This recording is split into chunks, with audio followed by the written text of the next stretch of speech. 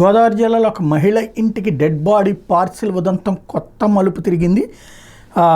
ఉండి పోలీసులు ఇప్పుడు అసలు వ్యక్తిని అరెస్ట్ చేశారు. ప్రస్తుతం అదుపులోకి తీసుకుని ప్రశ్నిస్తున్నారు. పశ్చిమ గోదావరి జిల్లా ఎండగండి గ్రామంలోని తులసి అనే మహిళ ఇంటికి చెక్కపెట్టలో శవాన్ని పంపిణీ కేసులో క్రమంగా చిక్కుముడులు పెడుతున్నాయి. ఆ మృతదేహం కాళ్ళ గ్రామానికి చెందిన బర్రె పర్లయ్యదేనని స్థానికులు గుర్తించారు. నిందితుడిగా భావిస్తున్న తులసి సోదరి భర్త తిరుమాని శ్రీధర్ వర్మ పోలీసులకు చిక్కగా అతన్ని రహస్యంగా విచారిస్తున్నారు. పర్లయ్య సొంత గ్రామమైన కాళ్ల గ్రామం గాంధీనగరంలో నిందితుడు శ్రీధర్ వర్మ కూడా ఉంటున్నాడట.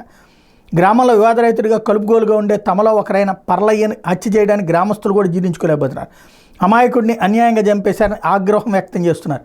శ్రీధర్ వర్మ ఇంట్లో అనుమానాస్పద రీతిలో చేతబడి చేసే సామాగ్రి, పుస్తకాలు మరో పెట్టె దొరకడంతో వాటిని ఎవరి కోసం సిద్ధం చేసి ఉంచాడనే ప్రశ్నలు వ్యక్తం అవుతున్నాయి.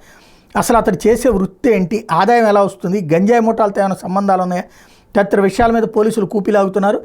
వదిన తులసిని ఆస్తి కోసం బెదిరించడానికైతే ఒక వ్యక్తిని చంపి చెక్కపెట్టలో శవాన్ని పంపించాల్సిన అవసరమే ఉంది.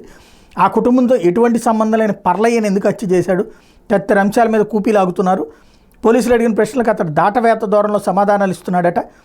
ఇన్ని రోజులైన కేసు కొలిక్కి రాకపోవడం పలు అనుమానాలకు తావిస్తుంది. అతనికి సహకరించిన మహిళ ఎవరు, అతడు వాడిన కారు ఎవరిది అనేది ఇంతవరకు తేలేదు. ఆ కారు కొన్న నెంబర్ గురించి ఆరాధిస్తే అది బైక్కి సంబంధించిందని తేలిందట.